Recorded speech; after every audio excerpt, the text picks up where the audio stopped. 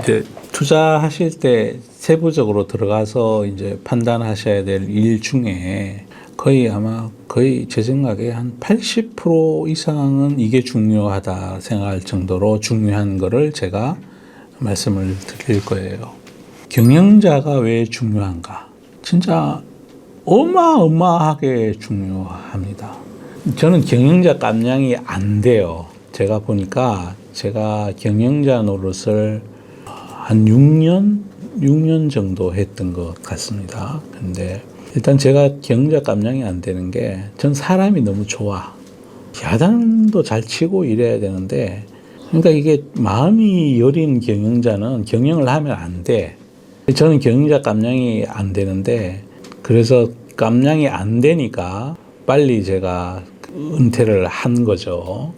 또 경영자는 자기가 지켜야 될 고객, 주주, 종업원 이 세 사람을 위해서는 바깥에 나가서 뻥도 쳐야 되고 거짓말도 해야 되고 진짜 살인죄를 제외하고는 뭐든지 다 해야 돼. 이 세 가지를 위해서 자기 새끼, 종업원, 그 다음에 자기한테 돈 대준 주주, 그 다음에 고객을 위해서는 진짜 목숨 바쳐서 일을 해야 돼, 경영자는. 그래서 이런 경영자가 있는 기업에 투자를 해야 돼요. 그리고 경영자는 또 멍청하면 안 돼. 그러니까 경영자의 제 나름대로 4개로 나눠놨는데 가장 나쁜 경영자가 어떤 경영자냐 하면 멍청하고 부지런한 거. 아주 그냥 회사를 말아먹어. 그 다음에 나쁜 경영자는 멍청하고 게으른 경영자. 멍청하고 부지런한 것보단 나아. 그래도 회사를 말아먹을 경우가 굉장히 많아.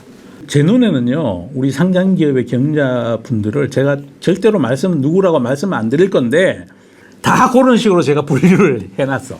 아, 저 회사의 오너는 멍청하고 부지런하구나.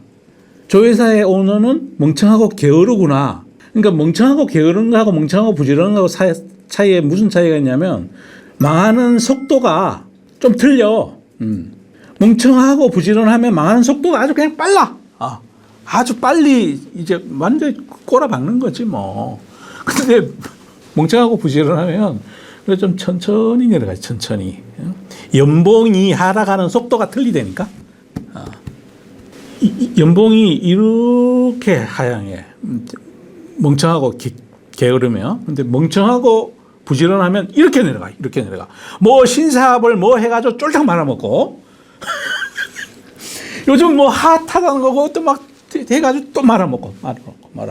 자기가 잘할 수 있는지 없는지도 모르고 뭐가 인기 있다 그러면 거기다 막 달라들어.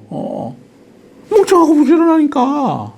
근데 멍청하고 게으르면 안 해. 원래 있던 것만 해. 그래서 이게 하락하는 속도가 조금 틀리죠. 그 다음에 똑똑하고 게으른 경영자. 똑똑하고 게을러도 종업원들도 좋고 원래 업의 성격이 그럴듯하면 깨먹진 않아. 그래도 자기가 속한 업종 내에서 평균치는 가. 그런 경영자도 많아요. 많아요. 그 다음에 진짜 우리가 투자해야 될 경영자는 똑똑하고 부지런해야 돼요. 저는 똑똑하고 부지런한 경영자가 있는 회사에 투자를 해도 그 경기 민감제를 사더라도 이왕이면은 거기 그 회사를 사고 싶어. 이렇게 가더라도 이렇게 가겠지. 경기를 타겠지만 이를 사이클로 갈 거고, 뭐 구조적 성장적 이렇게 갈 거고, 똑똑하고 부지런한 경영자가 있는 경기 민감제 기업은 이렇게 가고, 똑똑하고 게으른 경기 민감제는 이렇게 가요. 멍청하고 게으른 경영자는 이렇게 가고, 구조적 성장주는 이렇게 가는데 각도가 좀 다르겠죠. 똑똑하고 부지런한 거냐 아니냐에 따라서. 어마어마하게 중요해요. 경영자는요, 조직 내 인적 자원과 재무 자원 모두에 대한 권한을 가지고 있어요. 이 회사에도 경영자가 한 분 계시잖아요. 이 회사 경영자분이 제일 중요하게 해야 될 일이 뭐냐 하면 좋은 사람을 뽑는 거예요. 인사가 많다란 말이 있잖아요. 그거 거짓말 아니에요. 작은 회사일수록 더더욱 그렇습니다. 회사가 작을 경우에는 그 안에 있는 조직 구성원들이 서로 협동하지 않고 서로 이렇게 밟지 않으면, 그러니까 10명이 있는 회사에서 한 명이 분위기를 망가뜨려도 치명적인 거잖아요. 그런데 5명이 있는데 한 명이 계속 엄한 짓을 해. 아, 그럼 그 회사 망하는 거지 뭐. 분위기 전체가 다운되는 거지 뭐. 10,000명이 있는 데서 한 명 그런 건 괜찮다고. 그래서 처음에 스타트업을 하거나 중소기업을 할 때 제일 중요한 거는 뭐다? 사람을 잘 뽑아야, 사람을 잘 뽑아야 해. 나는 그게 잘 안 되더라고. 잘 안 되더라고, 정말. 그래서 제가 경영자 때려치운 거지. 그 대신에 때려친 경험이 있다 보니까 어떤 경영자가 잘하는지 못하는지는 여기 계신 분들보다가 훨씬 더 많이 알고 있어요. 훌륭한 사람 뽑는 게 전부 있는 거죠. 그래서 진짜 훌륭한 사람을 알아보고 그 사람을 데려오는 게 경영자가 해야 될 일의 가장 큰 일이에요. 그러면 어떤 운영사의 CEO다. 그러면 운영사 CEO면 정말 능력 있는 매니저를 데려오는 게 그리고 헌신적인 마케팅 그리고 칼 같은 리스크 관리, 컴플라이언스를 잘 데려오는 게 그 경영자가 해야 될 일인 거예요. 난 그걸 잘 못하더라고. 그래서 난 내가 잘하는 일은 그냥 운용하는 일이 제일 잘하는 것 같아요. 그 다음에 경영자는 돈을 어디 투자할지를 정하는 사람이에요. 이것도 어마어마하게 중요한 거죠. 돈을 새로 성장하는 인더스트리를 발굴해서 거기다 투자를 하는 거랑 망해가는 데다가 요즘 인기 있으니까 나 그거 할래 하고 거기다 돈 막 집어넣는 거랑 ROE가 안 나오는데 성장하지 않는데 PEG가 막 3, 4인데 불구하고 거기다가 돈을 막 들이붓는 거랑 얼마나 큰 차이가 나냐고. 큰 차이가 나냐고. 경영자가 너무너무 중요한 거야. 그래서 또 경영자는 앞날의 세상의 변화를 잘 봐야 돼요. 그래야 밑에 서포트하는 직원들이 앞으로 세상은 이렇게 갈 거예요. 저렇게 갈 거예요. 그 다음에 A는 전해질 해라 그러고 B라는 임원은 와가지고 양극재 해라 그러고 C라는 임원은 와가지고 반도체 하라 그러고 뭐 D라는 임원은 와가지고 무슨 다른 LED 해라 그러고 그래 각각 서로 그 직원들이 뭐 신사업 기획팀이나 이런 데서 뭐 전략팀 이런 데서 보고를 할 거 아닙니까? 그러면 그거 중에 가려내는 눈을 최종 결정은 누가 해야 되냐면 자기가 해야 된다고. 자기가 경영자가 해야 된다고. 일단 그런 걸 제대로 잘 물고 올 좋은 사람을 뽑아야 되는 거는 첫 번째고 그 다음에 이분들이 헌신적으로 자기가 과제를 충고해서 뭘 뽑아가지고 왔어. 근데 그걸 알아보는 눈은 누구한테 있어야 된다? 경영자한테 있어야 되는 거죠. 경영자한테. 기업의 모든 성과는 경영자에게 기속이 돼야 되는 거예요. 근데 예를 들어 포스코라든지 은행이라든지 한전이라든지 KT라든지 SK텔레콤이라든지 이런 데는 경영자 별로 안 중요해요. 이미 궤도 위에 올라가 있거나 시스템적으로 굴러가. 그런데 그런데일수록 월급은 또 더 많이 가져가. 참 재밌는 일이에요. 이 세상이 참 그렇습니다. 그래서 미래를 보는 눈이 너무나 중요하다. 우리나라에는 재벌 기업이 많잖아요. 그리고 우리나라에는 상속세가 또 어마어마하게 세요. 거의 50% 정도 되는 걸로 제가 알고 있는데, 그러면 가령 예를 들어서 그 어떤 편법이나 이걸 하지 않는다면 3대를 내려가면 주인이 없어져 버리겠죠. 1대에서 2대 올 때 상속세 50% 내고 그러면 자기 집이 100%를 물려줬다 쳐. 근데 100% 들고 있는 데는 없는 거니까 가령 모 그룹이다. 그럼 대주주 지분이 가령 40%가 있었다. 그럼 50% 세금 내면 20% 남잖아. 그 다음 그걸 자기 손자한테 또 가. 그러면 또 절반이 나는 10%밖에 안 남잖아. 그러니까 그걸 피하기 위해서 오만 노력을 다 하시는 거죠. 그런데 재벌 기업의 어떤 창업주하고 이제 쭉 밑으로 우리 재벌집 막내 아들 보면 나오잖아요. 그죠? 아들이 여러 명 있는데 진짜 스마트하고 이 기업을 잘 일으켜갈 아들한테 물려줘야 되는 거잖아요. 이제 대부분 또 그렇게들 잘 하시는 것 같고. 근데 지분은 물려줘도 경영의 DNA는 못 물려줘요. 진짜 못 물려준다고. 그래서 여기 학생분들 생각하시기에 그게 외할아버지 회사든가 할아버지 회사든가 밑으로 내려오면서 시가총액이 자꾸 줄어드는 회사들 있어. 그건 가만히 생각해 보셔야 돼. 아니, 그게 왜 그럴까요? 그러니까 뭔가가 있는 거지. 경영자한테 무슨 문제가 있는 거예요. 왜 그러냐면 세상은 계속 변하잖아요. 유통시장도 변하고 기술시장도 변하고 무슨 영화시장도 변하고 음악시장도 변하고 다 세상이 온통 변하는데 할아버지는 그걸 변하는 시장에 먼저 선제적으로 가서 뭘 막 포지셔닝 해가지고 시장을 다 먹었어. 남이 안 볼 때 거기 미리 가서 포지셔닝을 내가 먹었다고.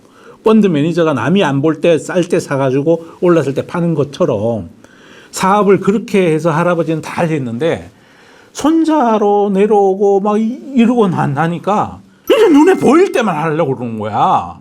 미래를 보는 눈이 없고 지금 당장 보이는데 거기에만 자꾸 가는 거야. 그럼 시가총액이 커지겠냐고. 그게. 주식도 똑같은 거예요. 주식 투자하는 모든 분들이 여기 우리 독수리 분들이 모두가 다 경영자인 거예요. 투자를 한다는 거는 투자한 자금만큼의 회사를 자본금으로 해서 회사를 하나 창업을 한 거야. 모두 다 경영자인 거야. 그러면 이 경영자가 하는 일처럼 인적 자원도 내가 누구 말을 듣고 투자해야 되나 이것도 중요한 거니까 내가 어떤 애널리스트 말을 들을 건가 내가 어떤 책을 보고 할 거냐 내 주위에 도는 사람과 시간이 벌어주니까 내 주위에 어떤 사람이랑 친하고 할 건가 인적 자원도 잘 골라야 되고 그 다음에 자산 배분도 잘 해야 된다는 거죠. 내가 요거는 비중을 얼마로 사고 요건 얼마로 사고 그 다음에 미래를 보는 눈이 또 반드시 있어야 된다는 거죠. 그러니까 기업의 경제도 중요하고 여기 투자하는 모든 분들이 저는 항상 이런 생각을 해요. 내가 예를 들어 주식을 뭐 1억어치를 만약에 내가 한다. 그러면 내가 투자 자금이 1억이다. 전 그거보다는 훨씬 많습니다. 옛날에 10조도 했는데 뭐 그거를 내가 이 10조 자본금 10조짜리 회사의 경영자라는 생각을 하는 거예요. 그래서 요거를 요중에 얼마나 뭐 투자하고 이래서 종합적으로 앞으로 2년 뒤는 어떻고 3년 뒤에 어떨 것 같다 이런 생각을 하면서 투자를 한다는 거죠. 여러분들도 그렇게 하셔야 된다는 거죠. 그러려면 누가 좋다고 후루룩 사면 어떻게 된다? 멍청하고 부지런한 거지. 자기 생각을 안 한 채로 사람에 대한 판단도 하지 않고 종목별 비중도 생각하지 않고 누가 얘기한다고 자꾸 덥석덥석 사면 아까 경영자 얘기한 것 중에 멍청하고 부지런한 거예요.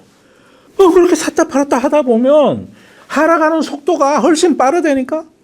차라리 안 하면 멍청하고 게으르기나 하지.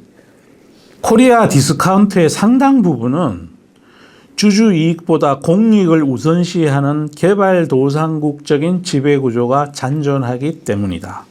이게 이제 금융주 얘기하는 거예요. 한국전력 같은 경우도 해당이 되고, 그 다음 또 통신주도 여기에 해당이 되는 거예요. 이제 우리나라는 수출 주도의 경제 성장 모델을 가지고 있는 거예요. 이제 미국은 소비 중심이고, 중국은 투자 중심이고, 저번에 제가 커뮤니티에 말씀드렸었나 아니면 방송에서 내가 영상으로 찍었나 그러다 보니 우리는 수출을 위해서 희생해야 될 기업의 원가를 줄여줘야 될 일이 존재하고 있는 거예요. 그리고 또 우리나라는 과거에 힘든 시절을 겪었을 때 간주도의 성장을 했기 때문에 규모도 작았고 그래서 간주도의 성장을 하다 보니까 정경유착 이런 것도 굉장히 많은 나라예요. 그러다 보니 어떤 기업의 경영자를 주주가 뽑는 게 아니고 간에서 막 뽑아. 이 코리아 디스카운트의 원인이에요. 경영자가 그러다 보니 경영이 능력 있는 사람이 주주를 위하고 종업원을 위하고 고객을 위하는 사람이 경영자로 있는 게 아니고 관계가 좋은 사람, 줄 잘 서는 사람, 정부에 잘 보이는 사람, 이런 사람이 되고 않는 거야. 얼마 전에 KT 경영자 뽑는데 아직도 못 뽑았죠? 예? 그거 하여튼 누가 좀 저번에 제가 경영자가 그렇게 자주 바뀌면 경영의 연속성이 사라져 버린다니까요. 지인이 어쩌고 저 그다음에 또 로봇 서비스하는 KT가 야심적으로 한 게 있었잖아요. 그게 새로운 경영자가 오면 또 그분이 그 정책을 추진할지 저는 안 할 가능성도 높다고 생각하거든요. 왜 그런지 혹시 아세요? 자기 실적을 만들어야 되거든요. 전임 대표의 실적을 이어받아서 하고 싶지 않아요.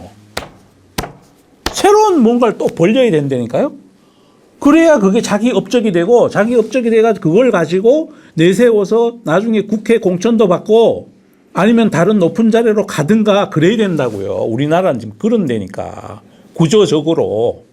그래서 우리 그 공기업 성격을 가진 기업들에 대해서는 제가 그 투자를 좀 조심하셔야 된다고 제가 여러 번 말씀드리는 거예요. 경영의 연속성이 이루어질 수가 없다. 그 이유는 새로운 대표는 자기의 업적을 뭘 만들고 싶어 하지 전임 대표의 그 정책을 뭘 안 하려고 그래요. 그러면 회사의 인적 자원과 재무 자원을 이분이 결정을 하시는데 전에 대표가 와서 3년 임기 동안 요만큼 키워놓은 사업에다 계속적으로 인력도 투자하고 재무도 투자해서 이렇게 올라가게 만들어야 되는데 이분은 새로운 나무를 씨를 새로 뿌리는 거야. 그러면 재무 자원과 인적 자원이 새로 뿌리는 쪽으로 다시 가. 그럼 전에 뿌려놨던 게 잘할까요? 안 잘한다니까? 안 잘한다. 그건 인지상정 아닙니까? 한국의 주요 기업의 의사결정 구조는 ESG, 사회적 책임, 환경, 가버넌스잖아요. 그러니까 한 70점 정도 되는 거예요. 70점 정도 되니까 이것도 코리아 디스카운트에 영향을 많이 미치는 거죠. 미국 같은 나라에서는 기업이 이익이 나면 끊임없이 주식을 매입 소각해요. 그리고 배당을 또 주고 분기 배당이나 어떤 회사는 월별로 배당 주는 데도 있어. 근데 우리는 안 그래. 그리고 중국은 또 투자 중심의 나라다 보니까 성장의 각도보다 기업이 버는 어닝의 각도가 적다 보니까 요 갭만큼을 끝없이 증자를 해야 돼. 그래서 투자하기에는 미국 시장이 괜찮아요.